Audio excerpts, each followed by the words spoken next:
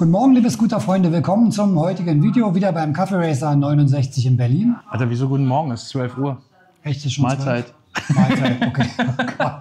Die Zeit rennt, die Zeit rennt. Ich hab Hunger. Wir sitzen wieder auf Lambretta und wollten heute euch mal so ein bisschen so einen Erfahrungsbericht mitteilen. Genau, ich würde es auch Resümee nennen. Also natürlich Erfahrungsbericht zum einen. Wir haben ja die ersten 100 Kilometer runtergerissen.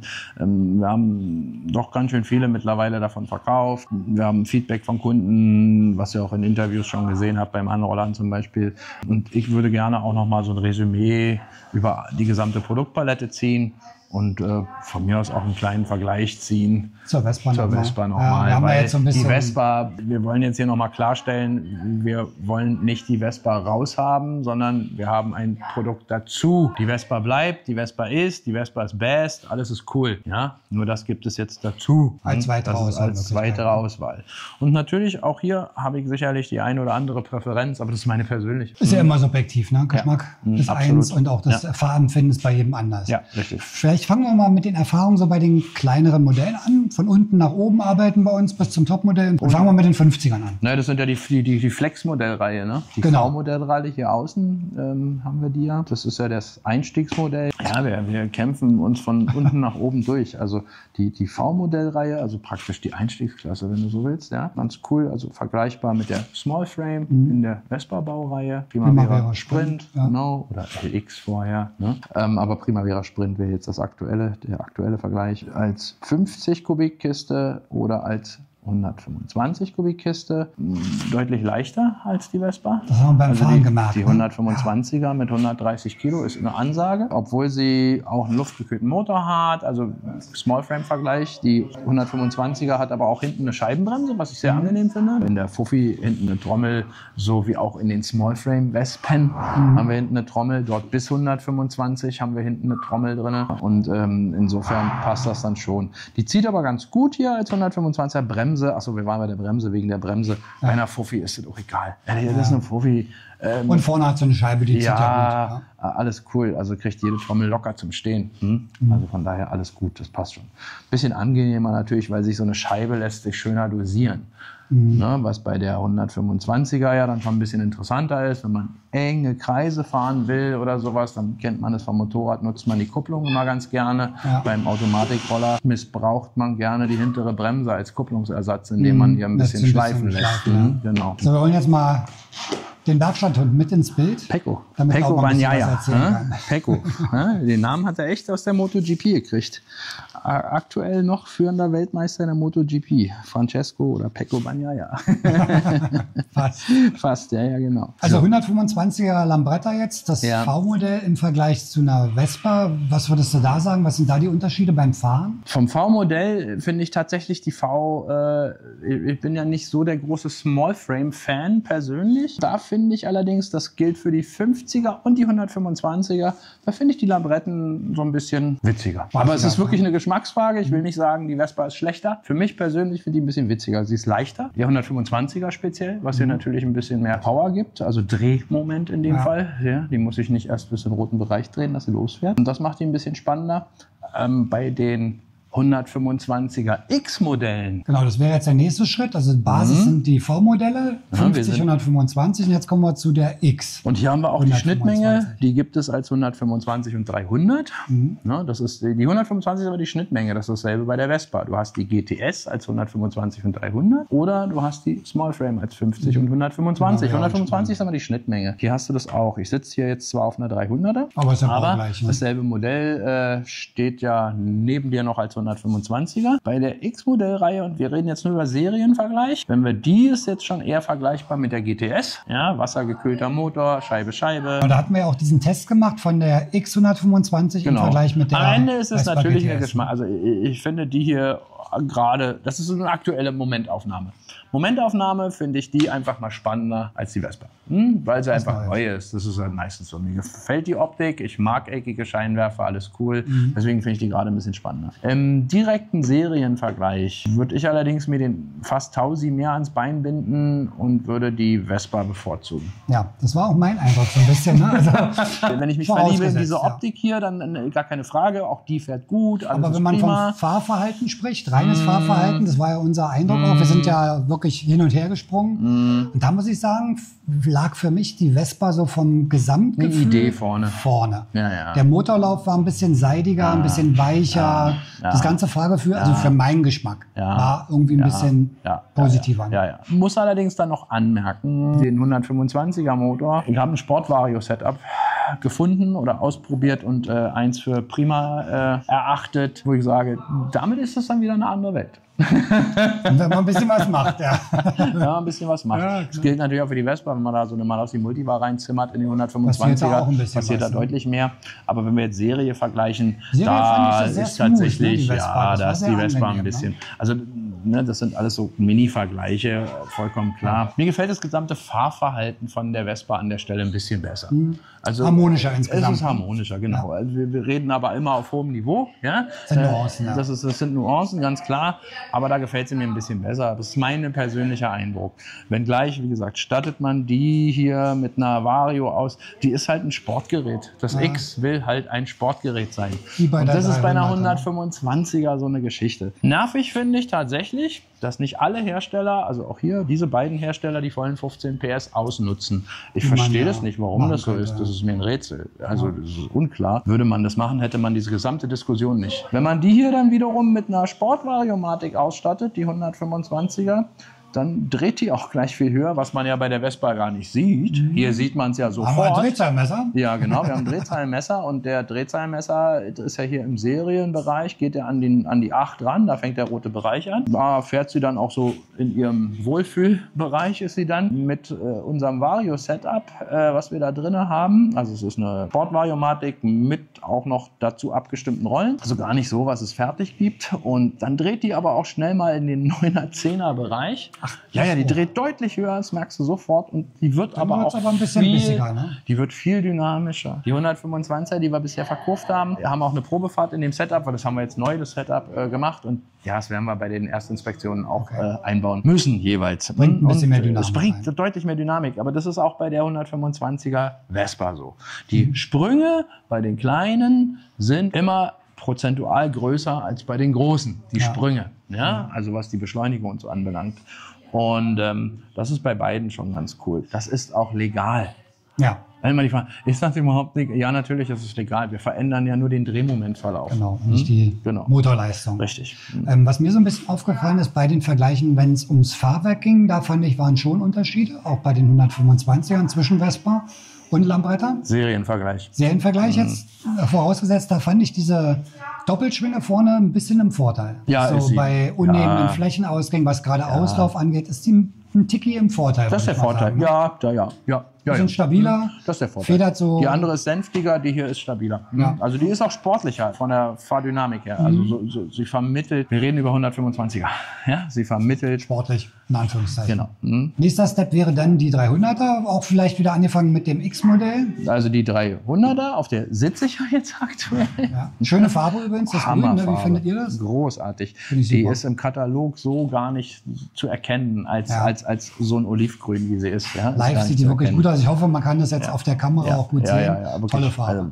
Irre tolle Farbe. Die einmal verkauft, stand einmal hier gleich nochmal verkauft. Vor allen Dingen in Black, ne? Das ist ja alles ausgeschwarzt hier. Ne? Alle Anbauteile sind schwarz und dieses Schwarz mit dem Oliv. Ganz toll. Super. Dazu hat die ja noch so eine grüne Sitzbank hier, so eine dunkelgrüne Sitzbank. Echt schön. Wirklich schön gemacht. Und jetzt im Vergleich zur Vespa, was würdest du da sagen? Was sind da die Unterschiede? Eigentlich ist der Unterschied ähnlich wie bei der 125er. Also? Aufgrund der aktuellen Optik bin ich da bei der Lambretta. Ganz klar, für mich. Die finde ich gerade ein bisschen witziger. Das ist aber auch alles. Wir reden über den Serienvergleich, wohlgemerkt. Ohne was man was Serienvergleich. Klassisch, schon noch. Ja. Selbe Features mit Durchstieg, wie bei anderen Rollern auch in dem Segment. Ja. Aber die Optik ist frisch. Die ist ein bisschen dynamischer, ein bisschen sportlicher, ein bisschen moderner. Und sie fährt auch also sie vermittelt ein sportlicheres Gefühl von der gesamten Abstimmung als die 300er Vespa. definitiv. Da ist mir die Vespa dann im Serienvergleich ein bisschen zu sänftig. Was ich hier dann als 300er, da passiert ja schon auch was, da kann man ein bisschen Lücken springen und das ist tatsächlich eine reine Charakterfrage. Ich mag das, ich bin so ein Stadtlückenspringer, da mag ich das, dieses Gefühl auch, was die vermittelt, so ein bisschen rappelig, so ein bisschen kantig, so wie sie ist, kantig und auch ein Fahrgefühl ein bisschen kantiger, ein bisschen sportiver, ein bisschen fester alles. Keine Sänfte, sondern eher absolut. In Anführungszeichen ein kleines sportlicheres Gerät. Genau, es ist trotzdem nur eine 300er. Ja. Aber egal wie, ich würde sagen, weil mir gehen die Worte aus, wir müssen was essen. Müssen wir was essen? Oder? Essenspause? Oh, da ist schon Essen da. Lass uns essen. Wir machen mal kurz eine Essenspause. Danach sehen wir uns wieder, dann mit dem Topmodell der 350er. Ja. So, zurück aus der Mittagspause. Weiter geht's mit dem Thema Lambretta. Und das möchte ich auch noch mal abschließend zu 125er sagen. Also blind, ohne hinzugucken, ohne alles, würde ich die Vespa wahrscheinlich bevorzugen. Bei der 125er Bei der 125er Klasse, so, ja. GTS wohlgemerkt, genau, nur die GTS. Ja. Wenn ich wieder hingucke, Mann, das ist mal ein frisches Design. Die haben ein italienisch Mailänder Designteam und danke, die machen einen Bombenjob. Ehrlicherweise, natürlich haben wir uns trotzdem bemüht, bei der 125er schon mit Vario und so ein bisschen was zu machen und da geht was. Da geht richtig was. Genau. Ja, da geht richtig was. Natürlich gilt es auch für die Vespa, auch da kannst du eine andere Wahl, dann geht da auch wieder mehr. Aber wir kriegen die Lambretta schon an die Werte der 125er ran mit Vario. Die wird echt dynamisch, das ist schon ganz cool. Ja, weißt du, warum ich die gerade so ein bisschen geiler finde? Egal, also als X300 fahre ich sie ja. Du sitzt auf der Vespa, sitzt du mehr drauf, hier sitzt du mehr drin. Ja. Und das macht sie auch abgebockt, so ein bisschen, dadurch, dass sie schmaler ist, die Sitzhöhe ist identisch mit der Vespa, aber dadurch, dass sie schmaler ist, kommst du mit dem ganzen Fuß weiter runter. Ja? Und das macht das Ganze so ein bisschen so lässig, weißt du sitzt in so einem halben Kniewinkel, immer so, das macht das so. Sieht man auch, wenn man dich fahren sieht von hinten, hängst du mal so ein bisschen cruisermäßig. Ja, das ist wie Mini-Fahren, alter Mini. Das ist lässig, weil das ist so auch so überschaubar alles, weißt du, so, hat ein bisschen Speed, alles cool. Das finde ich halt witzig, ja. Deswegen trotzdem beides tolle Fahrzeuge. Das ist immer lustig, im Sommer, wenn die ganzen Vespa-Fahrer, ich habe gerade eine BMW versägt, also wie viele Motorräder man mit der Vespa versägt, was aber vielfach am Überraschungsmoment liegt und daran, dass doch sehr viele Motorradfahrer in Deutschland reine Saisonfahrer sind. Und wenn man nur im Sommer Motorrad fährt, für ein paar Monate, die Bruchstrichfahrer, dann ist häufig so, dass das Spiel mit der Kupplung nicht so ganz routiniert ist. Und dann ist eine Automatik immer vorne. Es gibt keinen Grund nämlich, warum eine billige 500er Suzuki wird nicht stehen gelassen von der Vespa. Wenn du vernünftig fahren kannst, gibt es keinen Grund für. Ja? So, also auch da ist diese ganze Geschichte, meine Vespa versägt alle Motorräder. Einen echten Grund gibt es dafür nicht, außer den Überraschungsmoment und der Umgang mit der Kupplung. Geht es denn wirklich bei so vielen nur um Speed und Beschleunigung? Ist es nicht mehr das Fahrfeeling? Es ist das Fahrfeeling. Also für mich ist es das, am Ende ist es das Gesamtbild. Ja? Am Ende ist es für mich das Gesamtbild. Weil wir auch hier immer so viel diskutieren, was kann ich noch machen und noch Vario und das. Aber ist es das wirklich, was Vespa-Fahren ausmacht? Ganz ehrlich, wenn ich Geschwindigkeit will, dann hole ich mir ein Motorrad. Dann hole ich mir ein Motorrad, so ein schönes flaches, eine Rennmaschine und dann geht's richtig los. Es gibt ja auch Roller mit 75 Pesen. Ja. Nimmst du so ein Honda X ADV-Kiste, was ist das, eine 57er? 57er, Zweizylinder, Ja, da ist ja mal, und das mit Automatik, da passiert schon mal richtig was, ja.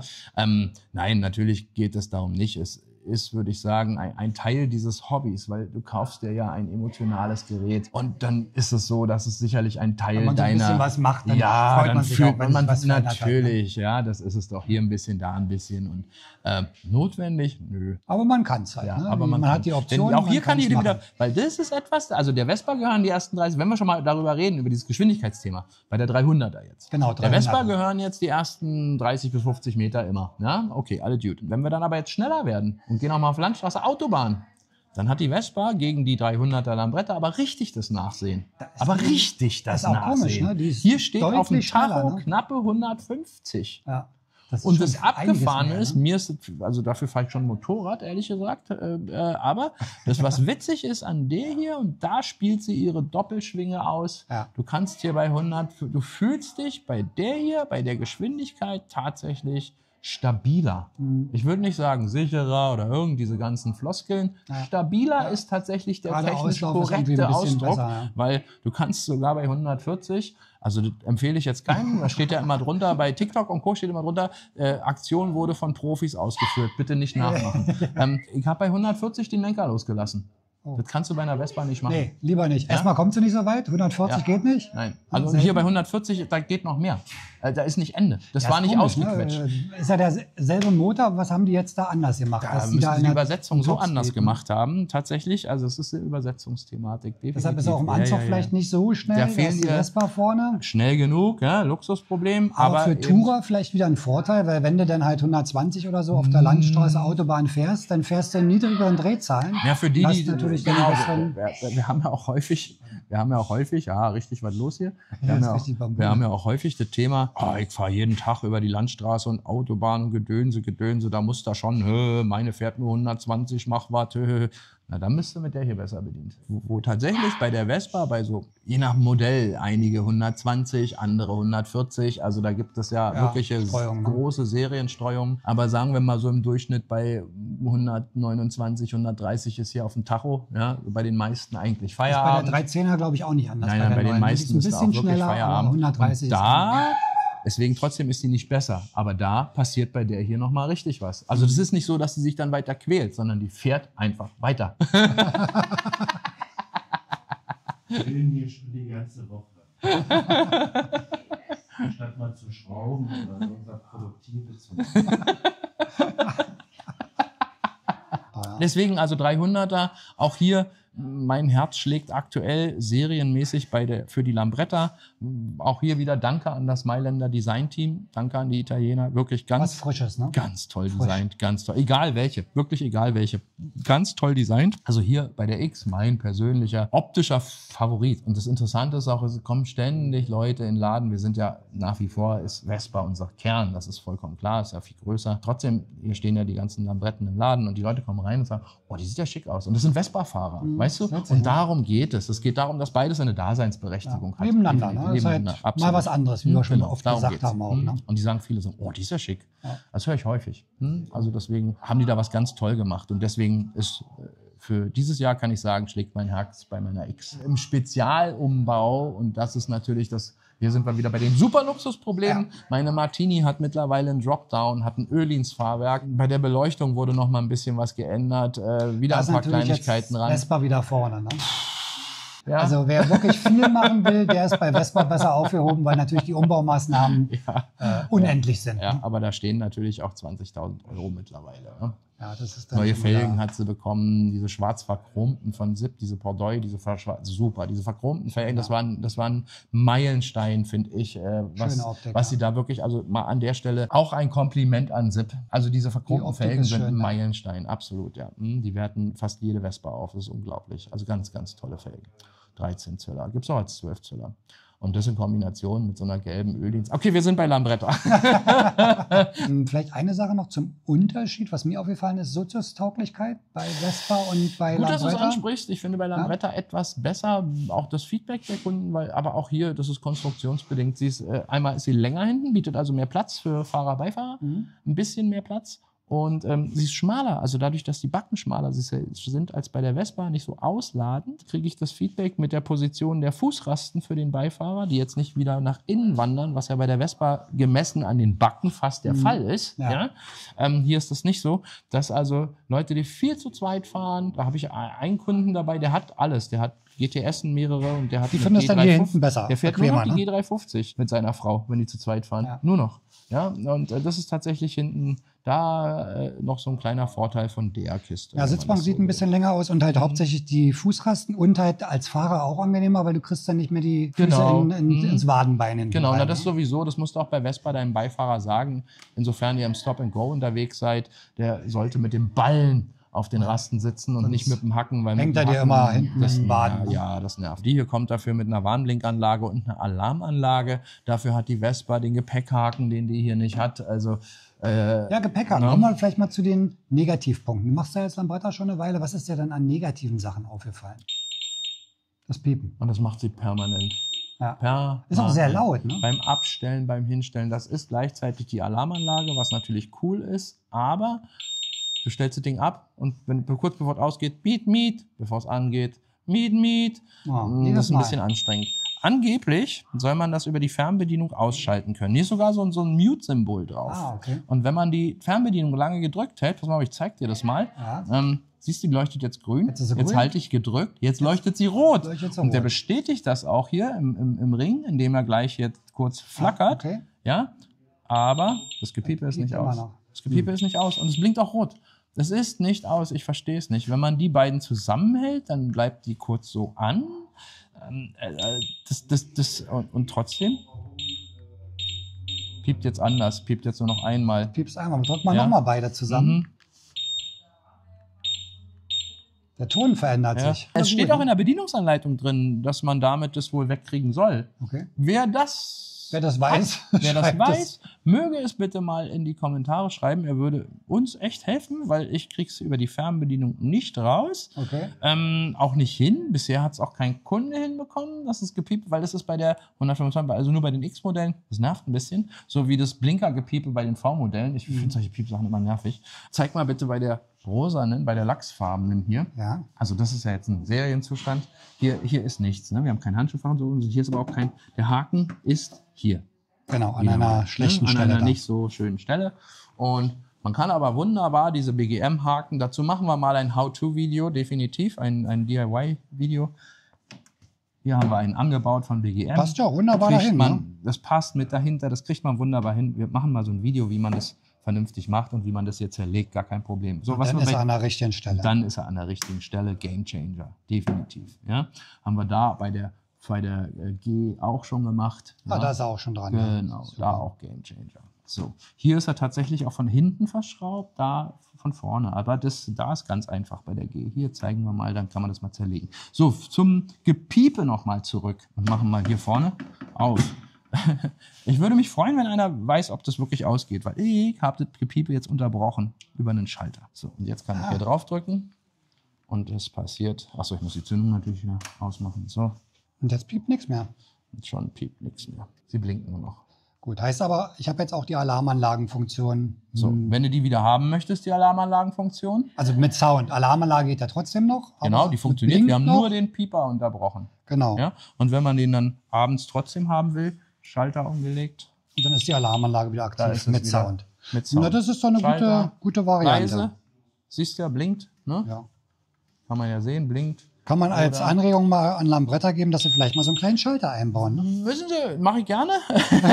Aber vielleicht ist es ja vielleicht stelle ich mich ja auch zu doof an. Ja, also wer das weiß hier mit dem Schlüssel. Ist da ja auch drauf, Mute-Zeichen, aber wir kriegen es nicht hin, auch nach Bedienungsanleitung nicht. Genau, hier wer das weiß, bitte mal gerne in die Kommentare.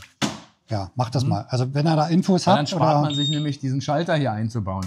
Ja. Das kostet ja auch wieder Zeit und Geld. Ja, eben. Ja? Das würde ich dann mal mitmachen tatsächlich bei dem How-to-Haken. Ist das Piepen bei der großen ja hat die nicht, ne? Das hat nur die X. Hat das die V auch Nein, nicht? auch nicht. Also nur die X. Die X hat die Alarmanlage drin. Die wird ja auch woanders gebaut. Die kommt ja aus Thailand, die kommen aus Taiwan.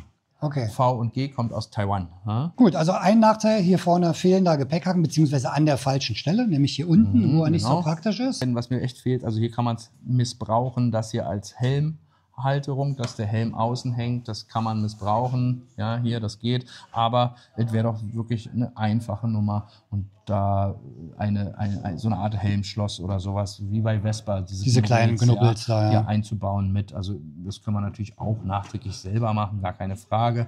Aber das fehlt einfach, weil hier hat man schon Schwierigkeiten. Wir haben es schon gezeigt im Video davor, dass also... Nee, haben wir noch nicht. Doch, haben wir. Array, welche Helme... In welchem Video? In dem da... Aber ein Nachteil, wir haben hier da wieder XL, ja, weißt du, und da wieder hat eine sehr kleine Schale. Wir reden nicht über Schubert, Carberg, Array, reden wir gar nicht. Ja? Und das ist schon eine sehr, sehr kleine Schale.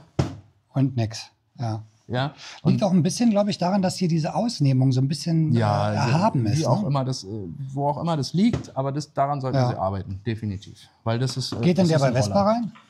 Ja. Ah, okay. Bei einer Vespa passt der. Und das ist etwas, das ist egal, wie du den da reinpackst, ja. So, und wenn du hier, wir nehmen hier mal einen ganz kleinen Helm, ja, das ist eine S, ja. Nehmen wir mal eine S, die nehmen wir hier so rein, so wie es die Schale unten auch vorgibt. Selbst Auch da. nicht. Oh, Ja, okay. selbst da. Also man muss hier wirklich rumtricksen. Ja, jetzt haben wir es Jetzt würde so. es gehen. Ja, aber es ist immer noch. Auch eine Spannung wir drauf. reden Ne? über eine S und wir reden über einen Helmhersteller, der eine wirklich kleine Schale hat. Ja. Also das ist ein bisschen Also da passen suboptimal. diese Helme rein, die auch eine Zulassung, wir reden jetzt nur über zugelassene Helme, das ist auch klar. Also diese Halbschalen, das ist Quatsch, das geht natürlich.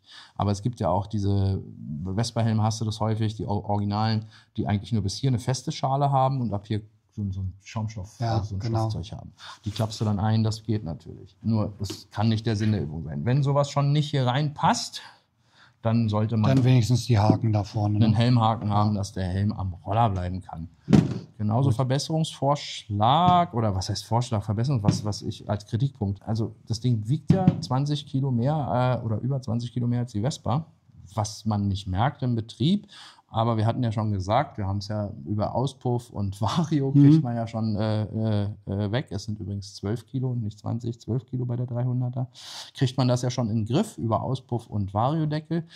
Hier könnte man aber noch viel mehr schon ab Werk, weil also nicht nur, dass man aus der Auspuffanlage sicherlich vom Material her 2 bauen könnte und dasselbe gilt für den Variodeckel, da kann man locker 2 Die sind sehr drauf bauen. solide gemacht. Ja, die sind super solide gemacht. Der nächste Punkt, warum ist hier ein Metalltank drin?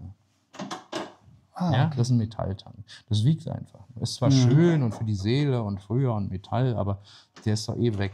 Der ist ja nicht wie beim Sieht man ja Motorrad nicht, oben ja. drauf. Eben.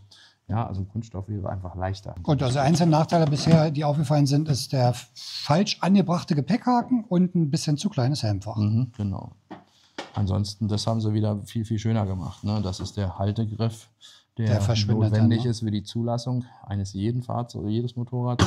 Der ist einfach weg. Ja, das Du hast sieht hier schon nichts, sehr was clean hier- aus. Ne? Das ist schon echt toll. Also, wie du siehst, wir kommen immer wieder dazu. Es gibt Kritikpunkte, es gibt aber auch Kritikpunkte beim anderen. Also eigentlich würde ich eher andersrum sprechen. Es gibt nicht Kritikpunkte, sondern jeder hat was anderes, Positives besser. Also es ist eine reine Geschmacksfrage.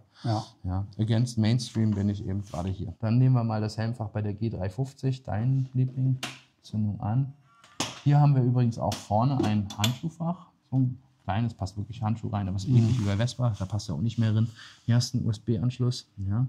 Dann hast du hier wie bei Vespa auch den Notöffnerhaken für die Sitzbank. Und Ein Handy passt vielleicht rein. ja, ein ne? Handy passt rein, kannst du dann hier laden. Haken haben wir hier auch schon montiert bei der. Sonst ist der hier, ist zwar edel gemacht, mit draufdrücken kommt er hier raus. Nur zu tief, ne? Die Position Zu tief, ja. ist natürlich nicht gut. Und du hattest ja schon zum Beispiel im Interview beim Anrollern den Martin, Genau. der hat ja auch den Haken, der kam hier neulich an, der ist zum Flughafen gefahren, hier stand sein Rimowa-Koffer drin. Den Ach, hat er Quatsch. natürlich mit einem Spanngurt hier einmal fest befestigt. Ja. Weißt du, Spanngurt Witzig. einmal rum hier befestigt, weil hier geht es nicht. Das Ja, geht nicht. das ist klein. Hier haben wir einen Kunststofftank, 9 Liter, das ist schon ganz ordentlich. Ja. Ja. So. Und hier haben wir, das ist auch ein bisschen kleiner als bei der Vespa, muss man mal ganz klar sagen. Und hier tatsächlich der kritischste Kritikpunkt, hier fehlt mir jegliche, oder man könnte das hier missbrauchen als Helmhalter, weil ja der Sitz drüber ist. Weißt du? Aber auch wieder Ja. keine Helmhalterung. Das könnte man missbrauchen hier hinten. Lass uns das mal kurz zeigen. Das ist schon ein bisschen, das ist schon fummelig. Da musst du es dann so machen. Also so kann man es, ich mache es natürlich so, definitiv, weil ich gar keine Böcke habe, den mitzuschleppen. Und das wäre jetzt nicht mein K.O.-Kriterium für oder gegen einen Kauf. Ja. Man muss halt nur wissen, wie kann man sich irgendwie helfen. So, und jetzt ist er auch safe. Also das klaut jetzt keiner. Wie willst du denn das klauen? Also das müsstest du schon aufschneiden. Das ist ja wie Dann bei macht der einem Helm keinen normalen. Sinn mehr. Nein, also und machst es so rum, dann ist es auch regengeschützt. Ja, alles gut. Weißt du, früher hatten wir an jedem Motorrad ein Helmschloss. ja, Und das genau. haben wir auch alle benutzt. Also Ja. wer ist dann bitte über einen Rummel gegangen und mit seinem Helm? Also Keiner. das macht doch kein Mensch. Keiner. Das hing am Motorrad am Helmschloss dran. Alles ist gut. Eben. Und ich meine, das mache ich seit 38 Jahren, hängt mein Helm draußen, wenn ich irgendwo hingehe. Ich habe die noch nie mitgenommen, auch bei meinen Motorrädern nicht. Noch nie. Was ist denn das? Man hat ja als Motorradfahrer schon immer genug Gepäck am Körper. Ja. mit Jacke, Hose, Handschuhe und der ganze Müll. Dafür gibt es hier einen zweiten USB-Anschluss, genau. Ja, auch hier ist natürlich ein Motor drin, das ist der 350er. Das ist SYM-Technik, unkaputtbar. Also SYM ist der Käfer, der... Ja, die halten ist, ewig, die Dinger, ne? Das ist Wahnsinn. Ist auch wirklich, hat auch einen tollen Motorlauf, das Ding. Man merkt einfach, auch wenn man fährt hier, eine gewisse Souveränität. Also G350. Was kann man zu der sagen? Steht die im Vergleich zur Vespa irgendwie? Weil er hat ein bisschen mehr Hubraum, aber Leistungsdaten sind ja ähnlich irgendwie. ist tatsächlich auch hier Geschmacksfrage. Ja. Die G350 macht viel mehr ein auf Classy. Also sie orientiert sich viel mehr an den alten Formen, an den alten Linien. Bisschen wie die V, nur mit einem Fixed Fender vorne. Ne? Ja, mit einem Fixed Fender, aber auch so. Da ist mehr. Da müssen wir aber Details zeigen. Also wirklich tatsächlich dieses Heck. Ja, das Heck. Ne? Also schön, oder? Italienisches Design, Ja. durch und durch. Ja. Und zwar das gute, alte italienische Design. Nicht irgendein Italo-Design aus 225, das haben sie wo wirklich sie alle schön gleich gemacht. aussehen. Ja. Das hier ist wirklich Kunst. Ja. Also dieses Heck ist Kunst. Also ganz, ganz toll. Die Lampe hinten. Also da muss ich sagen, wow, Respekt. Trotzdem, die X ist meiner, aber ich finde die auch ganz, ganz toll. Die Ist halt 350er optisch wieder anders, die 350er ist nicht die schnellste. Muss ja nicht, ist ja auch ein Cruiser. Ne? Haben wir ja Genau. beim Fahren gemerkt, beim Test, dass die eher durch ruhigen Motorlauf... Weil das ja immer wieder aufgeworfen wird. Das ist aber schade, dass die 350er nicht die schnellste ist.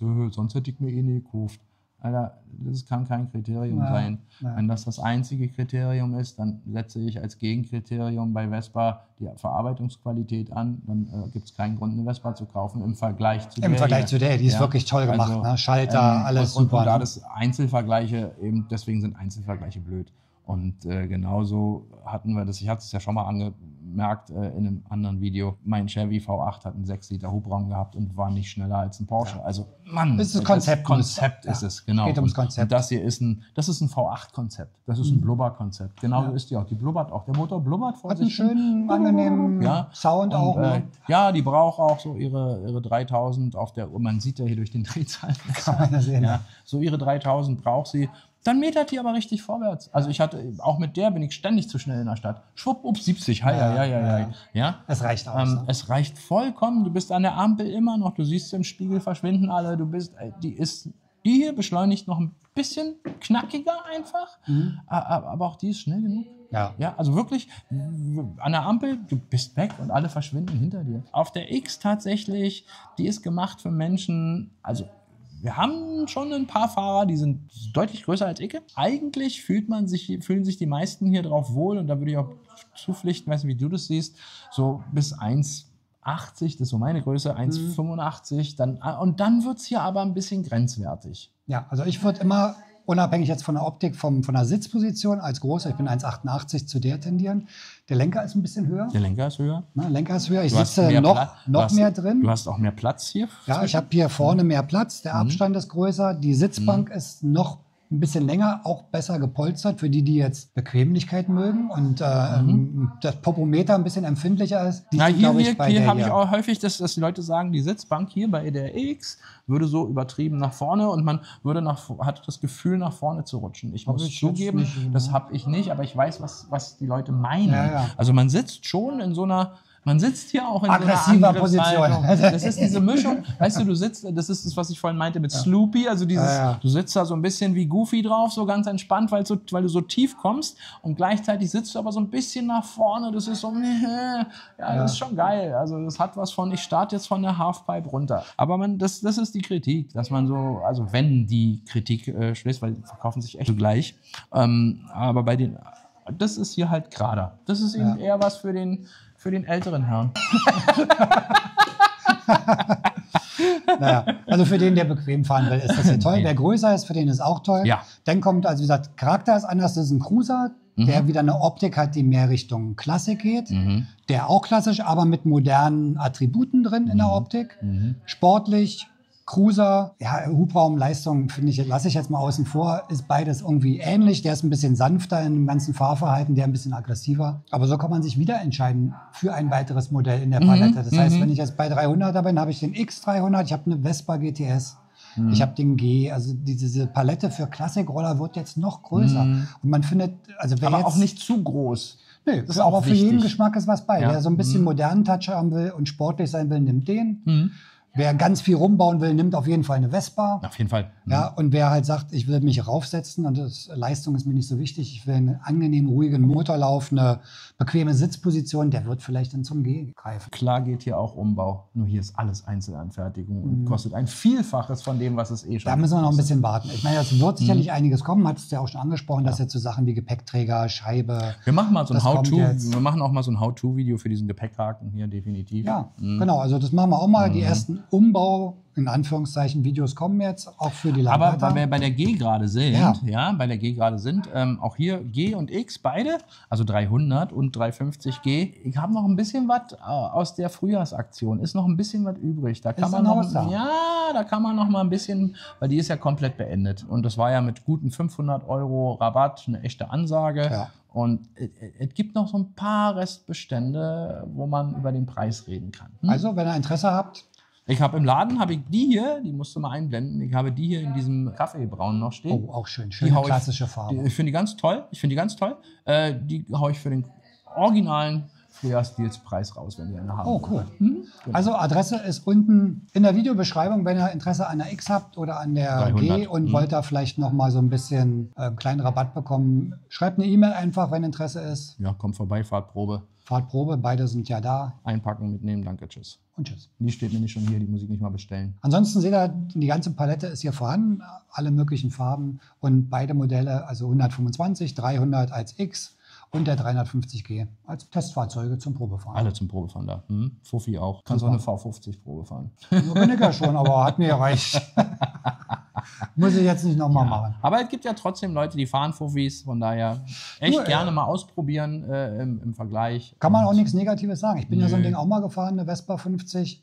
Für das, was man damit machen will, ist es auch okay. Man hat trotzdem diesen Retro-Style und den Look. Aber ich glaube, in dem Alter bin ich noch nicht, dass ich sowas wieder fahren würde. Oder ich komme erst wieder rein irgendwann. Wenn es dann noch älter wird. Wobei, nee, ich glaube, dann hole ich mir so eine MP3 oder so mit 3 Rädern.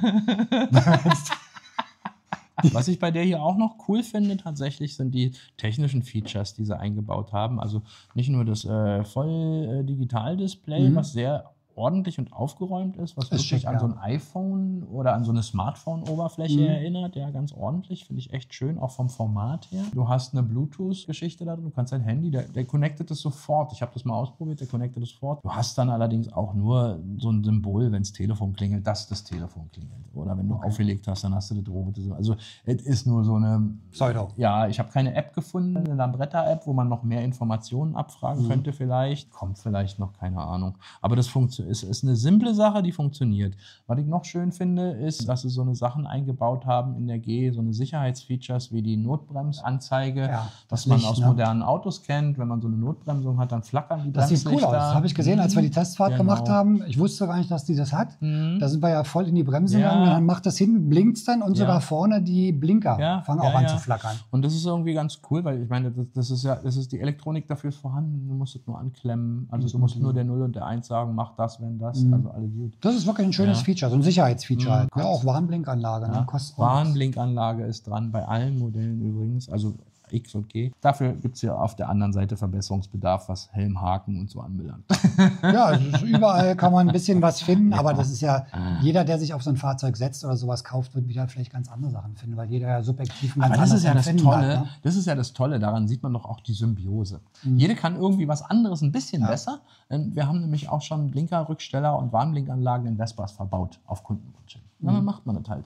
Da fehlt sowas. Hier fehlen die Haken und irgendwelche Immer so Helm-Features. Kleinigkeiten. Dann macht man das hier. Das kann die nämlich schon. Also aus jeder Welt holt man sich so ein paar Kleinigkeiten. Man kann die wirklich einfach kaufen. Das Zubehör wie Gepäckträger und Co. ist auch in Produktion für Europa, in Europa. Alles gut. Das kommt in den nächsten Wochen. Für die V sowieso, da gibt es das schon. Für die X und die G kommt das jetzt. Und ansonsten, das, was die besser kann, kann man hier montieren. Das, was die besser kann, kann man da montieren. Also es ist schön. Wundert euch nicht immer, dass wir da hingucken, weil da steht Michas Vespa. ja, Entschuldigung. Wenn wir zeigen, Ich zeig immer da. zeigen wir da steht eine Vespa und hier sind die Lambretten aufgebaut.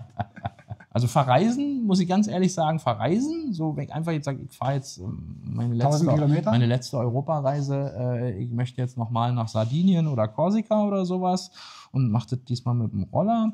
Nimmst du doch die lieber. Nehme ich die? Na klar. Ja. Also die fährt so unaufgeregt, schnell genug, Leistung genug, souverän. Diese Souveränität, deswegen ist dieser V8-Vergleich, schwingt mir da immer im Kopf rum. Sie bietet ein bisschen mehr Platz auf nach Sardinien. Nehme ich die. Nimmst du die? Vespa oder Lambretta? Who cares? Beides ist toll. Ja. Beides ist toll. Am besten, man hat auch beides. Der Trend geht ja eh zum Zweitroller. Ja, und der eine hat einen Eckenscheinwerfer, der andere Ja, Runden. Also genau. müsste man sich beides haben. Ne? Genau. Ich fand ja eckig, ich finde ja auch bei Vespa die eckigen Von der spannender. Sprint, ne? Schön. Erinnert mich so früher Also von der an die- modernen Sprint wie von der alten. Die ganz alte, GS ja. und die alte Sprint, die alte hatten ja auch diese GS. schönen eckigen, Die hatten ja. auch diese, die haben mir schon immer ein bisschen besser gefallen. Ja, tatsächlich. Aber auch da wieder Geschmackssache. Absolut. Und es ist doch auch toll, wenn man reinkommt, macht eine Probefahrt mit einer Lambretta, weil das ist ein Pendant zur Vespa ist und stellt fest, nee, ich finde Vespa geiler. Na, ist doch super, Ist ja Mann. wunderbar, Das bestätigt doch auch irgendwie, weißt du, das hat ja auch was, dass man sich bestätigt in seiner, es ist doch beides schön. Also da gibt es tatsächlich für mich keine Also müssen wir Präferenz. leider enttäuschen, es gibt kein besser oder schlechter, Nee. was ihr vielleicht erwartet habt, es gibt nur anders. Ja.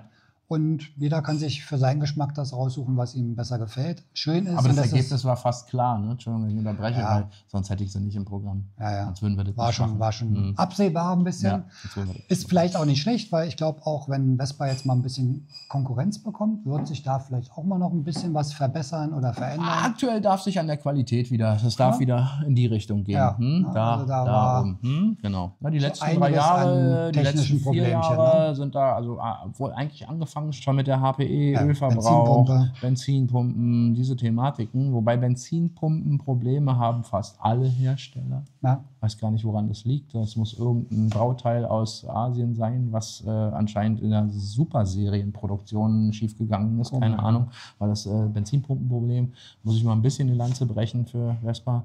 An der Stelle, sonst schimpfe ich ja auch immer über die mangelnde Qualität bei dem Preis. Aber das haben echt alle Hersteller. Ganz viele Mein Hersteller. Sonntag nicht. Ja, Komisch, ne? vielleicht haben die sich die guten Benzinpumpen rausgesucht. Weil Die sind ja vor Ort, die haben gleiche produzieren Filter. die selber. Die Da haben sitzt gesagt, einer am Fließband und zieht gleich die guten ins raus. Tröpfchen, die schlechten ins Genau, die schlechten gehen nach Übersee. Ja, tatsächlich, das haben aber viele das Problem tatsächlich. Na, man muss mal abwarten, was hier kommt, ne? Weil da ist ja noch kein Erfahrungswert da. Vielleicht haben die ja, da sie ja in Thailand und Taiwan gefertigt werden, da andere bekommen oder haben selber welche. Ja, aber diese Thematiken haben wir schon. Und Dürfte normalerweise bei einem Fahrzeug, was so viele Jahre am Markt ist, an sich nicht passieren. Ja, Auch diese genau. Ölverbrauchsgeschichte damals. haben sie ja wieder im Griff. Jetzt ist es ja Jetzt ist es wieder ne? okay, aber es hat ja eine ganze Baureihe betroffen. Ja. Das ist schon Ja, ärgerlich. Weißt du die dann, ne? Kaffeemaschine? Ich höre die Kaffeemaschine. Boah, ich will einen Kaffee. Gut, Micha will einen Ja. Kaffee, das ist ein Zeichen. Wir müssen jetzt aufhören für heute. Ich hoffe, es hat euch gefallen. War ein bisschen länger, wir haben ein bisschen mehr geredet. Ja. Aber das ist ja nicht schlimm, habt da eine Menge Informationen bekommen.